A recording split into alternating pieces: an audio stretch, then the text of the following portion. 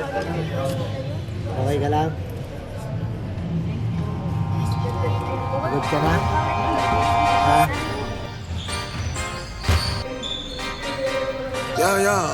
Yeah. Pop in, running like this, ain't checking my wrist. Third is my shift. Rolling all night like flicks. We look at the clips, these credits are lit. Stacking miles, I'm far away from home. I got what I wish for. Taking that risk, I'm checking my list. Marathon man, it's run legit. Can't let it slip when it's all in my grip. Talking too much, he probably not it. All that I did, calls I missed, time I spent. Yeah, that's that blood. Ayat Ard. Basilio Adventure here. Nandito tayo sa complex. Sinamahan natin yung anak ko mag-basketball. Ang fourth time niyang maglaro ngayon dito sa complex. Tingnan natin kung ano yung naging progress sa ika-fourth time niyang maglaro ng basketball. Tapos mo yung ika-fourth time na nag-training anak mo, may progress. Hindi pa naman ganun kalaki yung progress, pero makikita mo yung merong nangyayari. Kasi nga sinasabi natin na mas maganda yung may ginawa ka sa wala. Diba? Hindi naman tayo doon sa progress ng anak ko. So far, kasi yung iba dito, advanced na yung training. So matagal na yung iba dito. Siya naman ay pang fourth time niya pa lang na nagpa-practice dito sa complex. Malimit lang yan sa bahay, train ko, kahit di naman ako ganun marunong mag-basketball. Baby, double time man, double.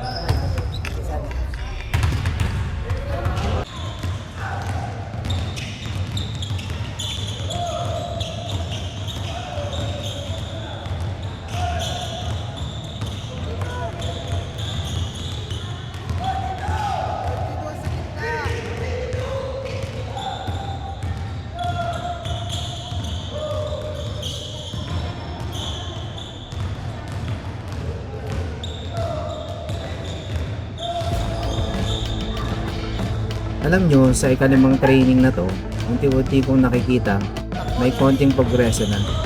Look at him. Dati, hindi niya halos hawak yung bola, pero ngayon kahit papaano nadadala na niya.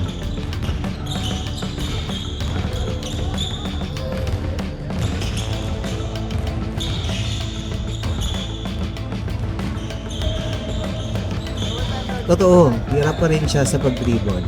Mabagal pa, minsan naiiwan pa yung bola. Pero ang pinaka-proud ako bilang ama, yung consistency niya.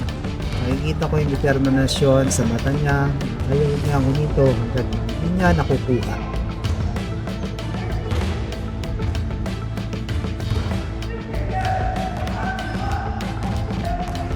Siyempre hindi pa rin mawawala yung mga sablay, nandun pa rin yung madali siyang magawan, yung kapos yung tira niya sa ring, bigat ng bola para sa kanya. Kaya ang reality check lang na marami pa talagang kakainin bigas.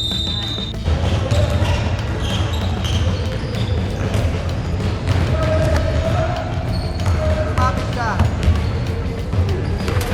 Sige, isa pa. Bilis. Shortcut ka na.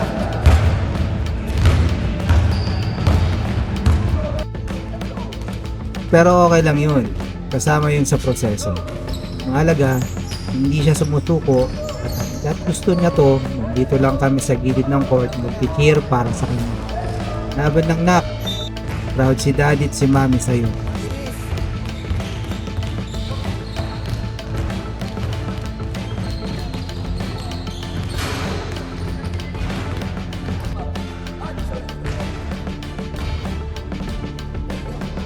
Baba na, Lordy. Baba na, Lordy. Baba. Baba na, baba na.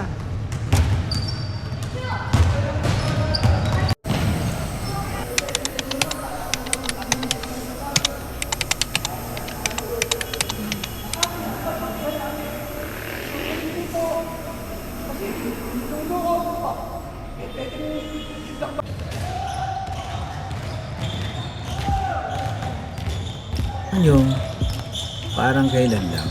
Yung unang tapak namin dito sa court. Naalala ko pa sa unang training niya para siyang matutumba na sa pagod.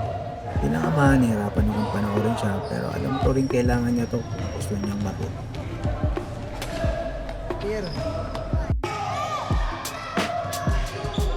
Ngayon, day 7 na at sasabihin ko sa inyo, marami na nagbago. Ngayon habang pinapanood ko ang progreso, daang-dahang nabubuo sa court.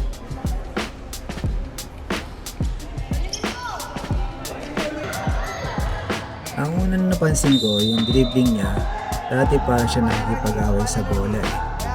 Laging nawawala o tumatama sa paa. Pero tingin nyo, ngayong ibang-iba na, mayroon na siyang mag-dribble na diretso, mas control na yung hawak niya, ang focus sa mata, nandun na.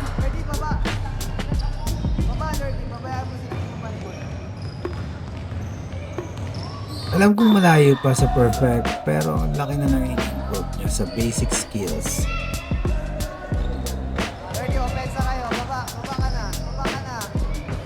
Andito rin yung masayang part. Alam niyang magbantay, dati parang nalilito lang siya kung saan tatayo, pero ngayon alam na niya ang dikitan ng kalaban.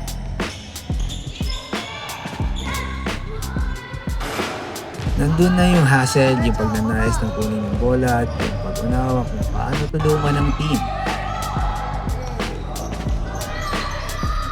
Hindi pa rin mawawala yung mga sablay. Kaya normal lang na nalilito pa siya pagdating sa court.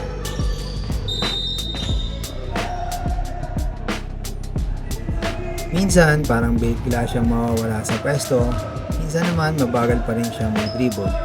Lalo na kapag mabilis ang pasahan o may pressure. Pero alam nyo, ayos lang yun. Part yun ng proseso. Ang mahalaga, hindi siya sumusuko.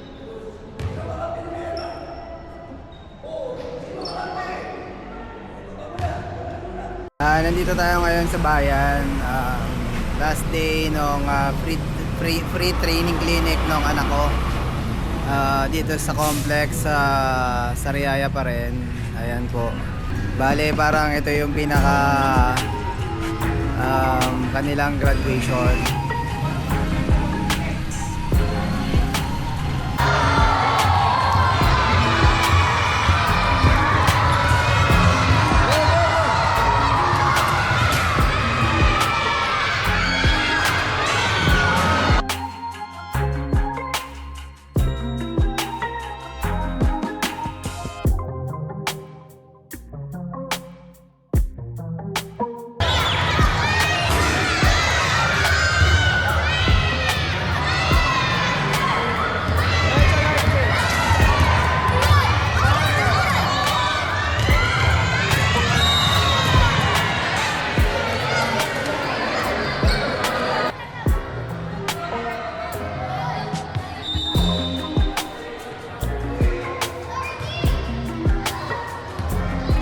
Ito yung pinakaunang free throw niya sa lahat ng game niya. Kasi mula nung first training, ngayon lang siya mag-free throw. Yung unang tira niya ay sablay. Yung pangalawa naman ay pumasok.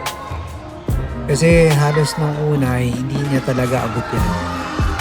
Yung free throw line na yan. So natutuwa ako na nag-improve siya. Kasi yan, shoot na yung bola.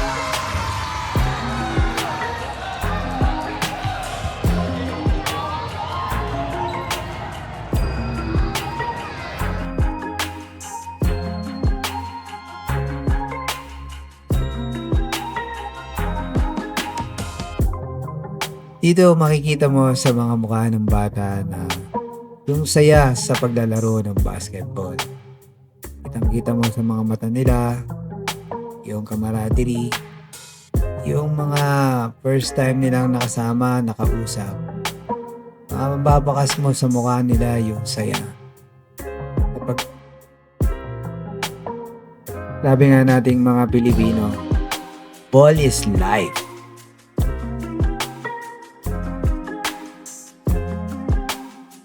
So hanggang dito na lang mga ka-adventure, dito na natin tatapusin ang episode na to. At kung bago ka sa channel ko, baka naman, subscribe naman, like and comment sa aking video para updated ka sa mga adventure ko.